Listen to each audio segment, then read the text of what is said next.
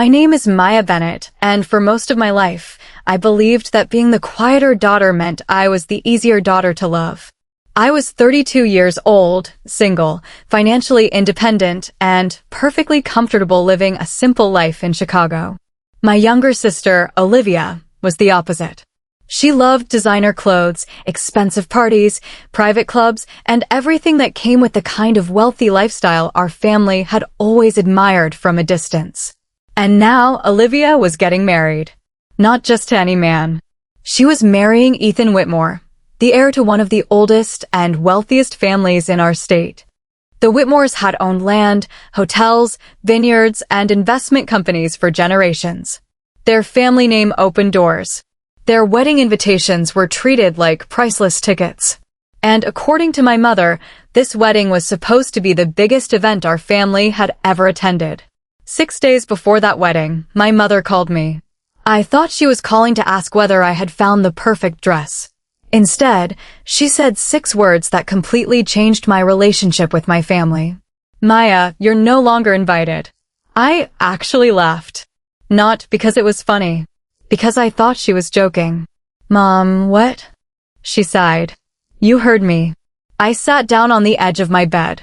You're uninviting me from Olivia's wedding? Yes. 6 days before the wedding? Another pause. Then she said something even worse. Olivia doesn't want you there. I felt my chest tighten. Why? My mother didn't answer immediately. And that silence told me everything. There was a reason. There was something they weren't telling me. I asked again. Mom, what did I do? She finally replied. You embarrassed your sister. How? You know exactly how. No, Mom. I don't. She became irritated. You always have to make everything difficult. I couldn't believe what I was hearing. I had helped Olivia choose flowers. I had reviewed her wedding invitations. I had even spent an entire weekend helping her organize the seating arrangements. I had never asked for anything in return. And now, 6 days before her wedding, I was being treated like an unwanted guest. Mom, I said quietly, if Olivia doesn't want me there, let her tell me herself. My mother immediately snapped. Don't make this harder than it needs to be. Then the call ended. I stared at my phone for several seconds. I didn't cry. Not yet. Instead, I kept thinking about one thing. Why would my sister suddenly want me gone? Then, about an hour later, my phone buzzed. It was my mother again. This time, she didn't call. She sent me a photograph. And underneath it were only 4 words. Now you understand why. I opened the picture. It was a photograph of Ethan Whitmore, Olivia's fiancé. He was standing outside a restaurant with another woman. At first, I didn't understand. Then I noticed something. The woman wasn't a stranger. It was me. The photograph showed Ethan and me standing together. And from the angle of the picture, it looked incredibly suspicious. My stomach dropped. But there was one problem. I knew exactly when it had been taken. And I knew exactly why Ethan and I had been together. 6 days before the wedding, everything I thought I knew about my family was about to change. 3 weeks earlier, Ethan had called me. He sounded nervous. He asked if we could meet privately. I agreed. We met at a quiet cafe downtown. He didn't talk about Olivia at first. Instead, he looked at me and said, Maya, I need your help. I remember laughing awkwardly. My help? With what? He looked around the cafe before lowering his voice. There's something happening inside my family. I immediately became serious. What kind of something? He hesitated. Then he slid an envelope across the table. Inside were copies of financial documents. I looked at him. What am I supposed to do with these? He said. Read them. I did. And within 30 seconds, I realized why he was terrified. Someone was moving millions of dollars through a company connected to the Whitmore family. And the person signing off on the transactions was someone I recognized. Olivia. My sister. I looked at Ethan. Why does Olivia's name appear here? He didn't answer. That was the moment I realized this wasn't just about money. There was something much bigger happening. Ethan told me that he had discovered irregular transfers shortly before the wedding. At first, he thought it was a mistake. Then he discovered more. Accounts. Shell companies. Fake invoices. Payments that had no legitimate explanation. And every trail seemed to lead closer to someone inside his own family. But he didn't know who he could trust. Not his father. Not his uncle. And apparently not even Olivia. I asked him the question that had been sitting in my mind. Why me? He looked directly into my eyes. Because you're the only person in this family who doesn't want anything from me. That sentence stayed with me. I agreed to help him understand the documents. But I made one thing clear. If Olivia is involved, I won't protect her. He nodded. I wouldn't ask you to.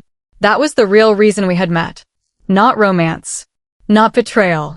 Not anything inappropriate. It was about the truth. But apparently, someone had taken a photograph of us that day. And now my mother was using it as proof that I had betrayed my sister. I immediately called her. Mom, that picture isn't what you think.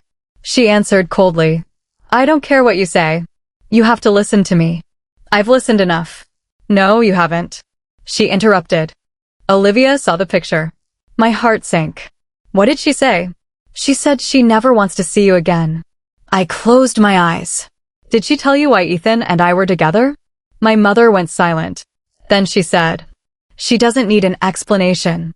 I knew then. My family wasn't interested in the truth. They had already chosen their version of the story. And in their version, I was the villain. The next morning, I received a message from Olivia. It contained only one sentence.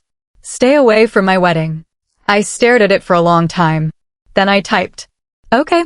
I almost deleted the message. But I didn't. I sent it.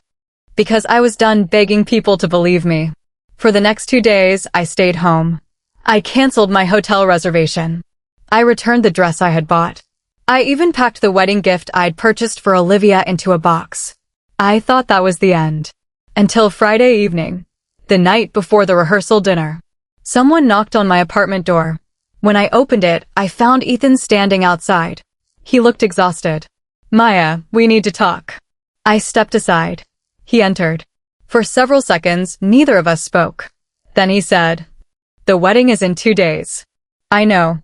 And Olivia still believes you betrayed her. I know. He looked down. There's something you don't know.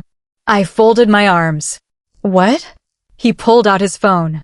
Then he showed me a message. It was from my mother. My mother had sent Ethan the exact same photograph she had sent me. But underneath it, she had written something different. If Maya tells Olivia the truth, everything we've planned will collapse. I froze. I looked at Ethan. What does that mean? He shook his head. I don't know. But I did. Or at least, I had a terrible feeling. My mother wasn't trying to protect Olivia. She was trying to protect something else. Something much bigger. Ethan sat down. Then he opened another file. This is what I found this morning. He turned the screen toward me. It was a list of bank transfers. Millions of dollars. And besides several of them was a name. My mother's name. I couldn't breathe. My mother. Ethan nodded. Your mother has been receiving money from a company connected to my uncle. I stared at the screen. No. I checked it 3 times. No. Maya, I'm sorry. I stood up. My entire understanding of my family was collapsing. My mother had spent years telling me that money wasn't important.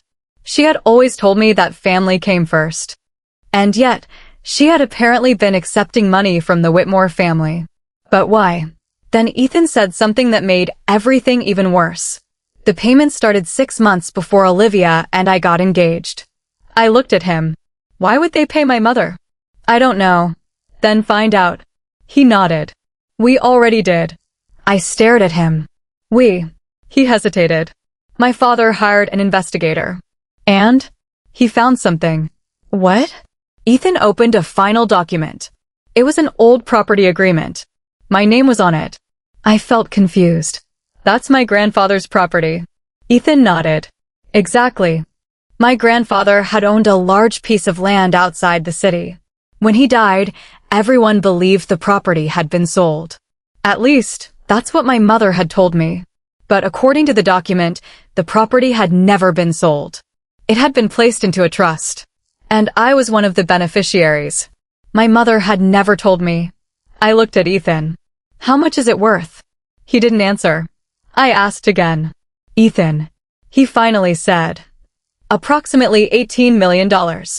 I felt numb. $18 million. And suddenly, my mother's behavior made sense. My family had always treated Olivia like the valuable daughter. But there was something they had never told me. My grandfather had specifically protected my share. Not Olivia's. Mine. Because years before his death, he had apparently discovered something about my mother. Something serious enough to make him change his will. I looked at Ethan. What happens now? He said. Tomorrow, the wedding happens. I nodded. And you're going? He looked at me. Only if Olivia knows the truth. I didn't want to go. After everything my family had done, I didn't want to walk into that wedding. But then Ethan said, there's one more thing. What? He handed me a second envelope. This was delivered to me yesterday. I opened it. Inside was a handwritten letter. The handwriting was familiar. My grandfather's. I read the first few lines. Then I stopped. Because the letter wasn't addressed to my mother. It wasn't addressed to Olivia. It was addressed to me. Dear Maya, if you are reading this, then something has gone very wrong. I looked up at Ethan. My hands were shaking. I continued reading. My grandfather wrote that he had always known my mother would favor Olivia. He said he had watched the way she treated us. He had seen me being pushed aside. And he had made a decision. He wanted my inheritance protected until I was old enough to understand why. Then came the sentence that changed everything. Your mother may tell you that I left nothing behind. Don't believe her. I stopped reading. Ethan looked at me. What does the rest say? I turned the page. There was only one final paragraph. And it explained everything. My grandfather had discovered that my mother had been using family money to fund Olivia's lifestyle. He had confronted her. She denied it. So he removed her control over the estate. But he knew that if he openly gave the money to me, my mother would pressure me to hand it over. So he created a trust. One that could only be accessed by me. Not my mother. Not Olivia. Not anyone else. I slowly lowered the letter. My mother hadn't uninvited me because of a photograph. She had uninvited me because she was afraid. She was afraid I would discover what belonged to me. And then I remembered the photograph. The picture of Ethan and me. It wasn't proof of betrayal. It was a distraction. My mother wanted everyone focused on me and Ethan, so nobody would ask why she was receiving money from the Whitmore family. I looked at Ethan. What do we do? He smiled sadly. We tell the truth. The next morning, the wedding venue was already filled with guests. Old money families. Business owners. Politicians. People who had known the Whitmores for decades. I wasn't supposed to be there, but I walked through the doors anyway. Not because I wanted revenge, because I wanted the truth. My mother saw me first. Her face went pale. Maya. I stopped. She walked toward me. You were told not to come. I looked at her. And you were told not to lie. She froze. Then Olivia appeared behind her. She looked beautiful in her wedding dress. But when she saw me, her expression hardened. You actually came. I looked at my sister. I came because there's something you need to know. She shook her head. I don't want to hear it. Olivia. Leave. Then Ethan walked into the room. Everyone turned. He took Olivia's hand. And said, before we get married, you deserve the truth. Olivia looked confused. What are you talking about? Ethan looked toward my mother. Then back at Olivia. The photograph your mother showed you is real. My heart sank. Olivia stared at him. But what it suggests isn't. The room became silent. Ethan explained everything. The meeting. The documents. The money transfers. The property trust. And finally, my grandfather's letter. My mother tried to interrupt. This is ridiculous. But Ethan calmly said. Then explain the bank transfers. She couldn't. Olivia looked at her. Mom? My mother began crying. And for the first time in my entire life, I saw her without the mask. She wasn't angry. She wasn't confident. She was scared. Olivia whispered. You knew about Maya's inheritance? My mother didn't answer. Olivia asked again. You knew. Finally, my mother said. I was trying to protect our family. I looked at her. No. She looked at me. You were protecting yourself. The room fell silent. Then Olivia turned toward me. Her eyes filled with tears. Maya, I shook my head. You don't have to apologize. But I believed her. I know. I told you to stay away. I know. She started crying. And for a moment, I felt the old pain. The years of being compared. The years of being ignored. The years of being told that Olivia deserved more. But instead of anger, I felt something else. Freedom. Because I finally understood. I had never been less valuable. I had simply been surrounded by people who benefited from making me believe that I was. Ethan eventually called off the wedding ceremony. Not because he hated Olivia. Because he needed time to decide whether he could trust her. And honestly, I respected that. As for my mother, the financial investigation continued. The money she had received was eventually traced back to several accounts. She had been using those funds to support Olivia's lifestyle and to maintain the image of our family. But the $18 million trust remained untouched. It belonged to me. And I never gave a single dollar of it to my mother. Not out of revenge. Because it was never hers. Months later, Olivia and I sat together at a small cafe. No designer clothes. No wedding decorations. No wealthy guests. Just two sisters. She looked at me and said, "Do you hate me?" I smiled. "No. After everything?" I was hurt. She nodded. "I was wrong." "I know." She looked down. "Can we start over?" I thought about it. Then I said, "We can try." It wasn't a perfect ending. My family wasn't magically repaired. Trust doesn't come back because someone says sorry.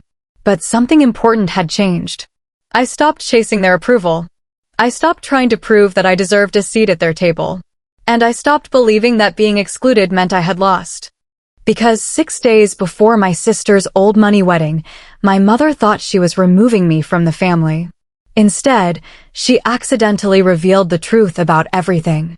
And the photograph she sent me, the photograph she believed would destroy my reputation, became the very thing that exposed her secret. Sometimes the worst invitation you can receive is the one that gets taken away. Because sometimes being uninvited isn't rejection.